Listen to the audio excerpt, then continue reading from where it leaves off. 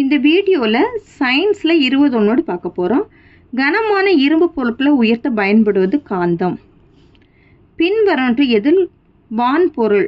சூரியன், சந்திரன், விண்மீன்கள். இந்த மூணுமே என்னதான் வான்பொருள் தான் இவை அனைத்தும். சந்திராயன் 1 விண்ணில் செலுத்தப்பட்ட நாள் 2008 அக்டோபர் 22.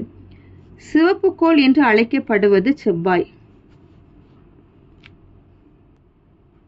ராக்கெட்டில் பயன்படும் தத்துவம் என்ன அப்படின்னா நியூட்டனின் 3ஆம் விதி.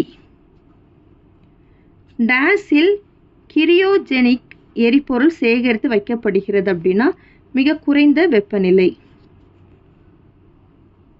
நாசாவின் டேஸ் திட்டம் முதலில் மனிதர்களை நிலவுக்கு அனுப்பியது அப்படின்னா அப்போலோ 8. விண்மீன்களை பற்றியும் கோள்களை பற்றியும் படிக்கும் அறிவியல் பிரிவு நிலவியல், வானியல், மின்னியல், ஆகாயவியல். இதில் எந்த ஆன்சர் கரெக்டான ஆன்சரோ அந்த ஆன்சரை கமெண்ட் பண்ணுங்க.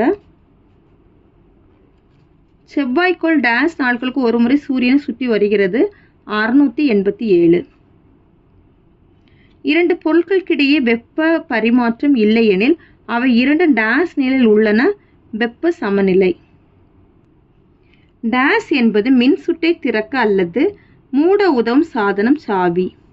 ஒழுங்கற்ற வடிவமுள்ள பொருட்களின் பருமனை அளக்க டேஸ் விதி பயன்படுகிறது? ஆர்க்கிமிடிஸ்.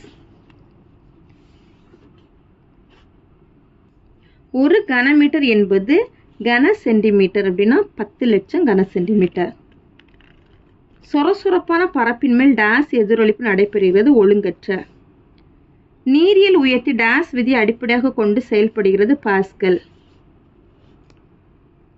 திரவங்களும் வாயுக்களும் டேஸ் முறையில் வெப்பத்தை கடத்தும்? வெப்பச்சலனம். வெப்பம் மற்றும் வெப்பநிலை என்பது டேஸ் அளவுகள்? ஸ்கேலார் அளவுகள். மின் சுற்று திறந்திருக்கும் போது அச்சுற்றின் வழியாக டேஸ் பாய்ந்து செல்லாது? மின்னோட்டம் பாய்ந்து செல்லாது. எல்இடி என்பதன் விரிவாக்கம் டேஸ்? Light emitting diode. எல்இடினா என்னது? Light emitting diode. கீழ்கண்ட எந்த வினையில் சேய் உட்கருவின் நிறை எண் மாறாமல் இருக்கும் அப்படின்னா சிதைவு. அடுத்ததுல இல்லை பீட்டா வரும், பீட்டா சிதைவு.